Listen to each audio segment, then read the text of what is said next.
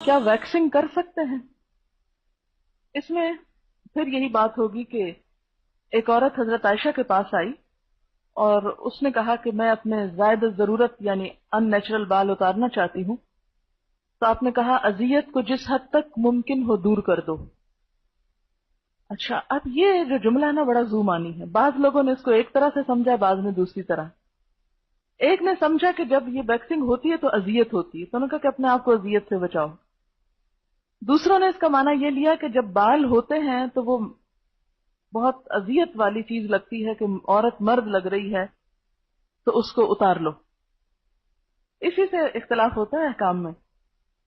اب یہ ہے کہ جہاں تو بالکل ان نیچرل قسم کے ایک ہارمون کے چینج کی وجہ سے ایک مردانہ لک آ رہی ہے، بازوؤں میں یا پاؤں میں اتنے لمبے لمبے کالے بال لٹکے ہوئے نظر آ رہے ہیں کہ جس سے عورت کے پاؤں عورت کے نہیں نظر آ رہے، مرد جیسے نظر آ رہے ہیں، تو ایسی صورت میں تو اتار دینے چاہیے، یا اپر لپس پہ یا چن، یہ تمام چیزیں تاکہ عورت عورت لگے۔ لیکن پنڈلیوں پہ بھی آپ کراتے ہیں تو گھٹنے مت دکھائیں، گھٹنا عورت کا بھی عورت کے سامنے نہیں کھلنا چاہیے، اور باقی حصے بھی جو سطر میں آتے ہیں وہ آپ نہیں دکھا سکتے۔ عورت کی چن پہ یا اپر لپس پہ بالوں کا ہونا یہ مردانہ پن کی علامت ہے، اور ایک بیماری ہے۔ اگر کوئی اس بیماری کو دور کرواتا ہے، مثلا وہ ایک پرماننٹلی بال ختم کرواتے ہیں، میں نے کسی کو کرتے ہوئے بھی دیکھا ہے، جس میں بالوں کی جڑیں جلا دی جاتی ہیں، کوئی حرج نہیں، کیونکہ یہ مردانہ پن ہے۔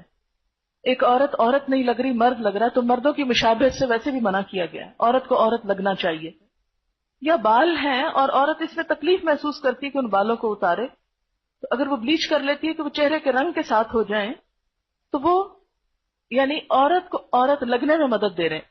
اچھا، اسی طرح اگر بازوؤں پہ ہاتھوں پہ ایسے بال ہیں کہ جو عورت کی لک کو مردانہ بنا رہے ہیں، جیسے آپ صلی اللہ علیہ وسلم نے اس عورت کا ہاتھ دیکھ کے کہا تھا کہ پتہ نہیں یہ عورت کا ہاتھ ہے یہ مرد کا ہاتھ ہے، مہندی نہیں تھی تو، ہے نا؟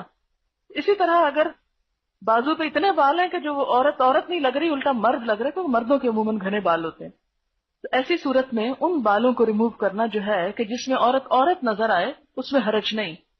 لیکن کوئی بھی پرماننٹ نقش و نگار، جیسے وہ بھووں کی اصل شیپ کو بدل کر کچھ سے کچھ یا ساری اتار کے تو اپنی مرضی سے پینسل لگا کے ایک نئی شیپ دینا، یہ سب اس میں آ جاتا ہے۔ ہاں، بھویں مثلاً یہاں سے دو جڑی ہوئی ہیں، تو اب یہ کیا ہے کہ یہ ایک اوریجنل عورت کی شکل نہیں ہوتی، ایک بیماری آپ کہہ سکتے ہیں۔ تو اس میں اگر ان کو الگ کر لیا جائے تو وہ فطرت پر لانا ہے، فطرت میں تبدیلی نہیں ہے۔ فطرت میں تبدیلی کیا ہے کہ اصل سارا کچھ اتار دیا آپ نے اور اپنی مرضی سے لگایا، اور یہ جو دو جڑے ہوئے ہیں ان کو الگ کرنا فطرت میں تبدیلی نہیں، فطرت پر لانا ہے۔ تو یہ ایک اصول کے طور پر سمجھ لیں کہ کوئی بھی ایسی چیز جو فطرت پر لانے میں مدد دے رہی ہے، اگرچہ وہ کچھ چینج کا تقاضا کر رہی ہے تو کوئی حرج نہیں، لیکن اگر وہ اللہ کی ساخت، جیسے فَلَا يُغَيِّرُنَّ خَلْقَ اللہ میں پیچھے آپ پڑ چکے ہیں، اللہ کی ساخت تو بدل رہی ہے تو وہ درست نہیں۔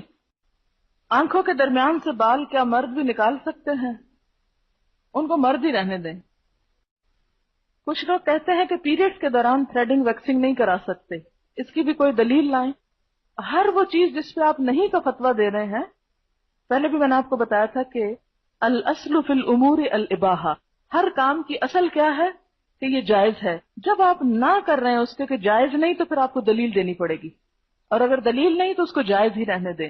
اسی سے پچھلی قوموں نے بھی دین میں ناجائز سختیاں پیدا کی تھیں اور اس کی وجہ سے دین ناقابل عمل ہو گیا۔ دین کو نیچرل رہنے دیں، قابل عمل رہنے دیں، اس کی وسعت برقرار رکھیں تاکہ سب لوگ دین کے دائرے کے اندر رہیں۔ اگر ہر ایک کو باہر نکالتے جائیں گے تو پھر آپ خود ہی پرہیزگار نظر آئیں گے بس۔